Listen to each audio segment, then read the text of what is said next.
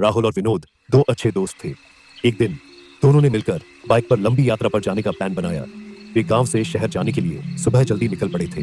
रास्ता सीधा था और मौसम भी ठीक था, लेकिन जैसे जैसे वे गांव की सीमा से बाहर निकलते गए, रास्ता सुनसान और डरावना होने लगा। राहुल बाइक चला रहा था और विनोद उसके पीछे बैठा था। दोनों गपशप करते हुए रास्ते पर आगे बढ़ते जा रहे थे, लेकिन उन्हें यह एहसास हुआ कि जो रास्ता उन्होंने चुना था वह एकदम सुनसान था। कुछ किलोमीटर के बाद एक अजीब सी खामोशी ने दोनों को घेर लिया। न तो कोई गाड़ी, न कोई इंसान और न ही कोई जानवर दिख रहा था। बस चुप्पी और अंधेरा था। विनोद ने कहा, राहुल, तुमने जीपीएस चेक किया था ना? यह रास्ता सही है? राहुल ने मुस्कुराते हुए जवाब दिया, हाँ बिल्कुल, बस थोड़ा सा और आगे बढ़ते हैं, फिर हम मुख्य रास्ते पर आ जाएंगे। लेकिन जैसे जैसे वे और आगे बढ़े, अंधेरा घना होता गया। रास्ते में एक पुराना खंडहर जैसा घर दिखाई दिया। ये घर बहुत ही डरावना लग रहा था और इसके पास से गुजरते हुए एक अजीब सी ठंडक महसूस होने लगी। राहुल और विनोद दोनों को असहज महसूस हो रहा था, लेकिन उन्होंने इसे नजरअंदाज किया और आगे बढ़े।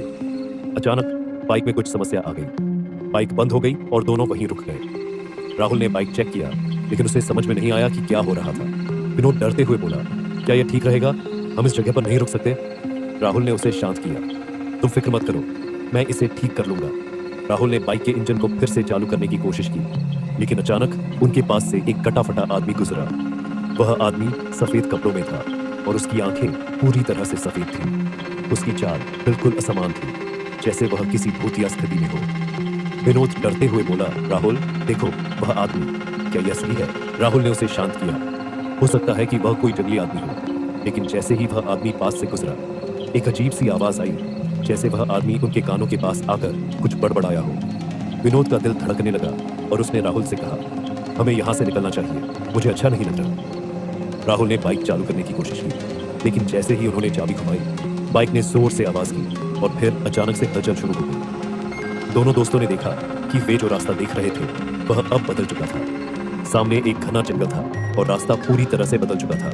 इतना ही नहीं, अब उनकी बाइक भी एक अजीब तरीके से हिलने लगी, जैसे किसी अज्ञात शक्ति ने उसे घेर लिया हो। दोनों के मन में डर समा गया। अचानक उन्हें एक औरत की चीख सुनाई दी, जो उनसे कुछ ही दूरी पर खड़ी थी। वह औरत सफेद साड़ी में थी और उसकी आंखें खून से लाल थी।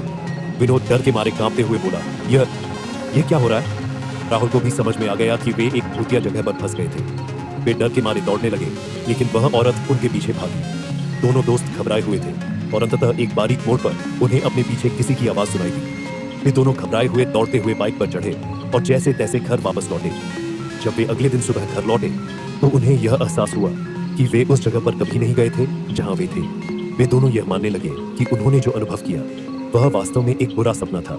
लेकिन क्या यह सपना था या कोई भूतिया शक्ति उन्हें शिकार बना रही थी?